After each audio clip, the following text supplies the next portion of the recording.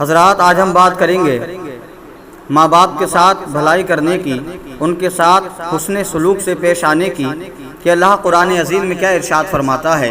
اللہ رب العزت نے ماں باپ کی کیا عظمت رکھی ہے، ماں باپ کا کیا مرتبہ ہے، ماں باپ کتنی اونچائی پر ہیں، ماں باپ کتنی بلندی پر ہیں، اور ان کے ساتھ بھلائی کرنے سے ہمیں کیا ملتا ہے۔ اللہ قرآن میں ارشاد فرماتا ہے کہ میں تمہیں حکم دیتا ہوں تم صرف میری عبادت کیا کرو، اور میری عبادت میں کسی کو شریک نہ ٹھہرایا کرو۔ اور اس کے بعد اللہ ارشاد فرماتا ہے وَبِالْوَالِدَيْنِ احسانا، ماں باپ کے ساتھ بھلائی کیا کرو، ماں باپ کے ساتھ محبت سے پیش آیا کرو۔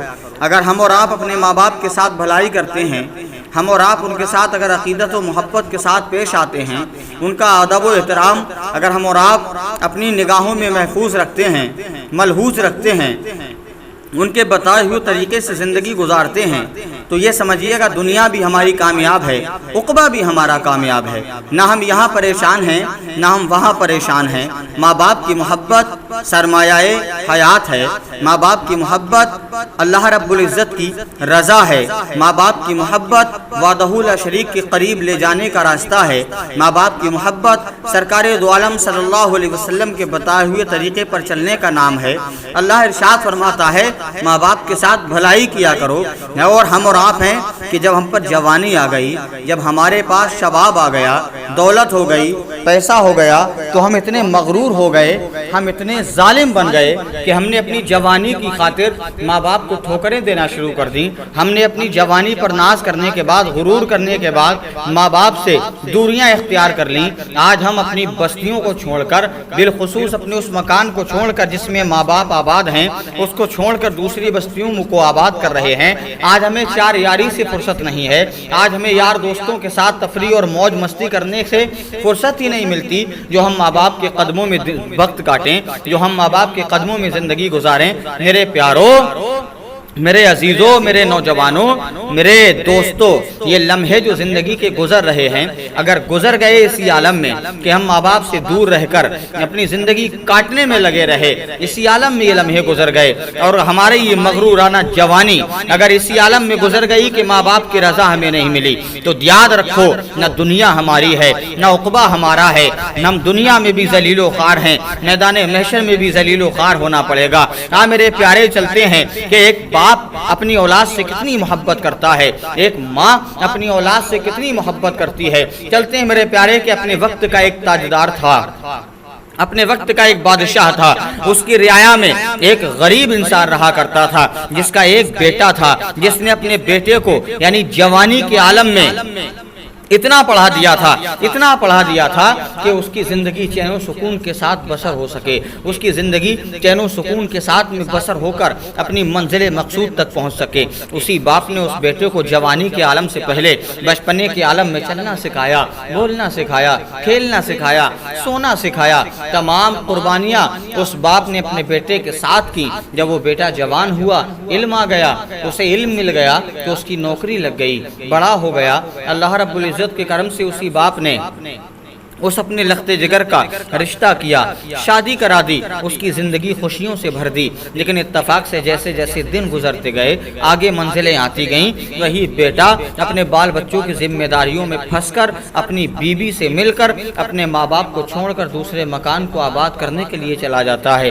دوسرے مکان میں جب رہنے کے لیے چلا گیا میرے پیارے، ایک لمحہ ہم اور آپ سوچیں کہ اگر ہمارے اور آپ کے آگے ایسا منظر آ جائے تو ہم کیا کریں گے، ایسا نظارہ ہو جائے۔ باپ اپنے بیٹے کو روکتا ہے کہ بیٹے کہاں جا رہا ہے؟ بیٹا کہتا ہے کہ بابا میرے آپ گزارا آپ کے ساتھ رہنا اور کرنا مشکل ہو گیا ہے، میرے بال بچے پریشان ہیں، میں دوسرا مکان کرائے پر یا بنانے کے بعد وہاں رہ کر اپنی زندگی گزارنا چاہتا ہوں۔ باپ کہتا ہے لخت جگر ایسا نہ سوچ، میرے جگر کو چوٹ لگ رہی ہے، میرے جگر کو ٹھیس لگ رہی ہے۔ لیکن بیٹا جوانی میں اتنا مغرور تھا کہ اپنے بزرگ باپ کی اس نے ایک نہ سنی، چلا جاتا ہے۔ باپ کو جب بے چینی بڑھی، باپ کو جب بے قراری نے ستایا، باپ ایک دن، دو دن، تین دن، جیسے بھی دن گزرتے رہے کاٹتا رہا۔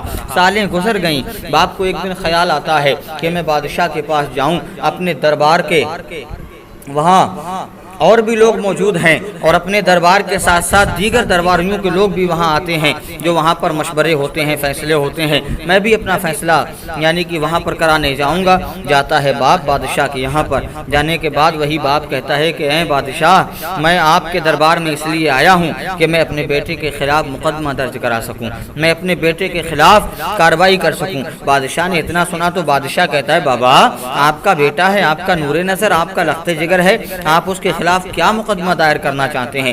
باپ کہتا ہے کہ میرا بیٹا کمانے لگا ہے، وہی بیٹا کہ جس کو میں نے بچپنے سے یعنی کہ پال پوس کر بڑا کیا تھا، جس کے کھانے کا خیال میں نے رکھا، جس کے سونے اور اوڑھنے پہننے کا خیال میں نے رکھا، جو اگر گرتا تھا میں سہارا دیتا تھا، جو اگر تتلاتا تھا تو میں زبان اس کی اچھی بناتا تھا، جو اگر شعور نہیں تھا تو اس کو شعور میں یاد دلایا کرتا تھا۔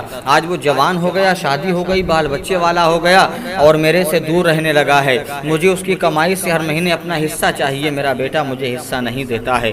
بادشاہ کہتا ہے کہ آپ کے پاس سب کچھ ہے؟ وہ بزرگ کہتا ہے کہ ہاں میرے پاس سب کچھ موجود ہے، اس کے باوجود مجھے اپنے بیٹی کی کمائی سے حصہ چاہیے۔ بادشاہ نے کہا ٹھیک ہے۔ اس کے بیٹے کو بلایا گیا، بلانے کے بعد پوچھا گیا کہ کیا معاملہ ہے، تمہارا باپ تمہاری کمائی سے ہر مہینہ اپنا حصہ لینا چاہتا ہے۔ اتنا سننا تھا تو بیٹا کہتا ہے بابا، سب کچھ تو آپ کے پاس موجود ہے، مکان ہے، آپ کے پاس دولت ہے، عزت ہے، جاہ و حشم ہے، اب آپ کو کیا چاہیے؟ باپ کہتا ہے مجھے کچھ نہیں سننا بیٹا، مجھے ہر مہینے تیری کمائی سے یعنی کہ پیسہ چاہیے۔ بادشاہ کہتا ہے پھر بھی کتنا چاہیے؟ بیٹا بھی کہتا ہے بابا کتنا چاہیے؟ کہا کچھ نہیں بیٹا، اگر تو دے سکے تو 1 درہم دے دینا، یا 1 دینار دے دینا، یا 1 پیسہ دے دینا، جو تیری مرضی ہو وہ دے دینا، لیکن میرا حصہ مقرر کر لے، اور شرط یہ ہے کہ میں لینے کسی مہینے نہیں آؤں گا، ہر مہینے تو میرے گھر اپنی کمائی سے حصہ پہنچائے گا۔ بیٹا کہتا ہے ٹھیک ہے بابا، میں آپ کی اس بات پر رضامند ہوں۔